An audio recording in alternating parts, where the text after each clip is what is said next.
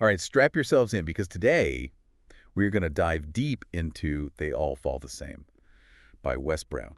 Oh, I loved this book. Yeah, and this book, it's Kentucky Noir, and let me tell you, it gets under your skin It really in does. the best way possible. It does. It's one of those books that grabs you from the very first page and just, you can't put it down. Exactly. And you start with Burl Spoon, who's the main character. He's this aging patriarch in rural Kentucky running a criminal enterprise. You think you have him figured out, right? Right.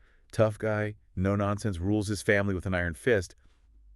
But then Browne throws in these little details Yeah. that completely change your perspective. It's true. And what I found fascinating is how Browne portrays Burl's contradictions. Oh, He's capable of chilling violence one minute and then genuine tenderness towards his granddaughter Chelsea the next. It's yeah. like he's constantly wrestling with his own darkness. Absolutely. And there's this scene where he kills a federally protected black vulture that was feeding on one of his dead goats. Oh, right. Totally illegal. Yeah. Right. Yeah. But then he turns to Chelsea and says, your pawpaw wouldn't kill a good bird, would he? It's disturbing, but also reveals so much about how he justifies his actions, even to a child. Exactly. And it makes you wonder about the world Chelsea is growing up in, Yeah. What kind of moral compass is she developing surrounded by these, really stark contradictions? Oh, for sure. And it's one of the things that kept me hooked, Yeah. trying to figure out how Burl's choices would ultimately impact her. Right. And the family dynamics are a whole other layer of complexity. His son Darren wants nothing to do with his criminal life. His daughter DeeDee is battling addiction. You can feel the tension in every interaction. Oh, absolutely. It's like they're all walking on eggshells around Burl. You can cut the tension with a knife. It's like a powder keg waiting to explode. Yes. And when DeeDee goes missing, it sets off this chain reaction that reveals the brutal underbelly of their world. Burl might love his family fiercely, but his way of protecting them is often terrifying. Yeah, speaking of terrifying, Yeah. Burl's got this network of associates who are fiercely loyal, but equally ruthless. Yes. Guys like Greek and Pot Roast. I mean, their nicknames alone, Yeah. tell you they're not messing around. Right, like come on, they're serious. Yeah. There's a scene where Burl and Greek are interrogating this young man, and the methods they use, let's just say, are brutal, to say the least. Browne doesn't shy away from the darkness at all, and it makes it all the more compelling. Right. But he also shows how these men are products of their environment, Oh, absolutely. shaped by poverty and lack of opportunity. Yeah, it's true. And you begin to understand how this cycle of violence perpetuates itself, right? Mhm. It's not just about individual choices. It's about the systems that trap them. Exactly. And then you have the Begleys, this rival family, who are just as dangerous as Burl and his crew. Oh, yeah, they're bad news. The conflict between them is like a slow burn that explodes with some truly devastating consequences. Yeah, and that's what's so great about Browne's writing. He builds this incredible tension, and then he hits you with these moments of shocking violence that you just don't see coming. It's true. You're on edge the whole time. Absolutely. You're constantly wondering who's going to make the next move and what the fallout will be. Yeah, and the thing is, Yeah. you find yourself kind of sympathizing with these characters, Yeah. even as you're horrified by their actions. I know. It's crazy, right? Yeah. It's like Browne is saying that good and evil aren't so clear-cut, especially in a world like this. That's right. And let's not forget the setting. I mean, rural Kentucky becomes this character in itself. Yeah. Isolated, poverty-stricken, and steeped in a history that feels both familiar and utterly unsettling. The sense of place is so strong, you can practically smell the wood smoke. Yeah. Feel that humid Kentucky air as you're reading. Oh, yeah. It adds this whole other layer of depth and complexity to the story. Absolutely. And then there's this element of technology that Browne weaves in. Burl might be old school in his ways, but he's not afraid to use modern tools to maintain control. Right. He's got trail cameras, security systems, even an app on his phone to track people's locations.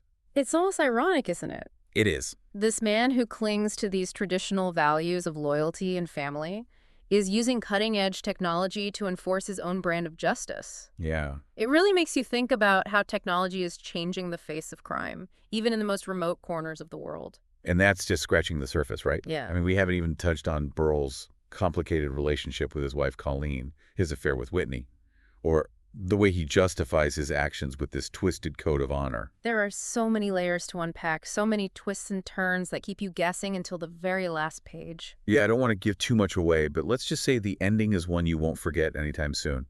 It leaves you with questions about the nature of justice, the consequences of our choices, and the lingering impact of violence on those left behind. If you're looking for a book that will challenge your assumptions and keep you up all night, They All Fall the Same is definitely worth a read. Yeah.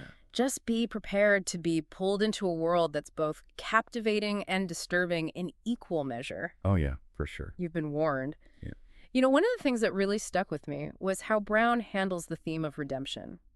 Oh, yeah. Can someone like Burl, with all the blood on his hands, truly find any peace or forgiveness? That's a great point. Yeah. Yeah, Burl is a man who operates in shades of gray. Right. He does some truly awful things, but he also has this capacity for love, Yeah. especially for Chelsea. Yeah. That makes you question whether he's beyond saving. Absolutely. And there's this incredibly powerful scene at DeeDee's funeral Oh, yeah. where Burl's surrounded by people, but he's completely isolated in his grief. Right. You can practically feel the rage building inside him, and you just know it's going to spill over. Like a turning point in the book, right? Yes. DeeDee's death becomes this catalyst, pushing Burl further down a path of violence and revenge. He blames the Begleys, and he's determined to make them pay no matter the cost. And that's where the story gets really interesting. Yeah. Burl's always been a man of action, but now his actions become more reckless, Hmm. more desperate. Yeah. He's driven by this need to right a wrong, but in doing so, he risks destroying everything he has left. Yeah, you mentioned technology earlier. There's this fascinating contrast between Burl's old-school mentality Mm-hmm. and his embrace of modern surveillance. Right. It's like he's trying to control chaos with cameras and GPS trackers, Yeah. but ultimately it's a losing battle. It's almost like Browne is commenting on our own obsession with control, you know? So, yeah. We think we can monitor everything, predict outcomes, but life just has a way of throwing curveballs that no amount of technology can anticipate. Totally. And the attack on the Begleys' home is a perfect example of that. Burl and his crew go in with this elaborate plan, thinking they have the upper hand. Right. But it all goes horribly wrong. That scene is so vividly written. Oh, it is. Browne doesn't hold back on the brutality, the chaos, the sheer terror of it all. You're right there in the middle of the firefight, feeling the adrenaline and the fear. It's a real turning point for Burl, too. Yes. He loses men he's been close to for years, and the guilt and the weight of his choices start to crush him. He becomes this almost tragic figure. Right. You see glimpses of the man he could have been, the man who loved his family, the man who wanted to protect his community. But he's made too many compromises, crossed too many lines, and now he's paying the price. And what about Chelsea? She's such a fascinating character, this innocent child caught in the middle of this maelstrom of violence and revenge. Oh, it's heartbreaking to watch her navigate this world. She Yeah. loves her pawpaw, but she also sees the darkness that surrounds him. Browne does a brilliant job of showing the impact of trauma on a child, the way it shapes their understanding of the world. There's this scene where Burl is watching Chelsea from a distance, trying to decide whether to approach her. He knows he's putting her in danger just by being near her. But he's also desperate to connect with the one person who represents something pure and good in his life. That scene wrecked me. Yeah. It captures the impossible choices Burl is facing. He wants to be a good father, a good grandfather, but he's trapped in this cycle of violence that threatens to consume everyone he loves. It's a reminder that our actions have consequences. And sometimes those consequences ripple outwards, affecting people we never intended to hurt. Yeah, it really makes you think about the choices we make and the paths we choose. You know, do we ever really escape the shadows of our past? Or are we always bound to repeat the mistakes of those who came before us? Yeah, that's the central question Browne seems to be wrestling with, and I don't think there are any easy answers. The book doesn't offer a simple resolution or a tidy moral message. It leaves you with this sense of unease, this feeling that, even when justice is served, there are always casualties.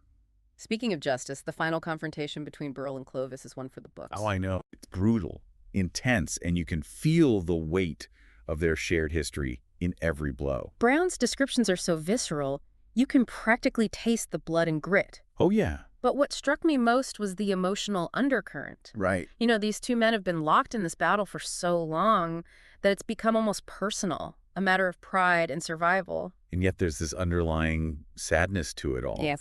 You get the sense that both Burl and Clovis are tired, Yeah. weary of the violence and the bloodshed. They might be enemies, but they're also bound together by this shared experience, this life they've chosen. It's a powerful reminder that even in the midst of conflict, there can be this strange kind of understanding, a recognition of the shared humanity that binds us all. And the way it all ends, I don't want to spoil anything, but let's just say Browne doesn't shy away from the consequences of Burl's actions.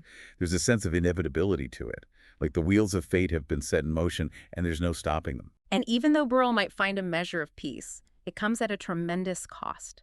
The people he loves, especially Whitney, are left to pick up the pieces, to grapple with the fallout of his choices. It's a stark reminder that our actions have ripple effects, that the choices we make can have lasting consequences for those around us. And then there's that final scene with Whitney, Clarence, and Toby. It's brief, almost understated, but it sends chills down your spine.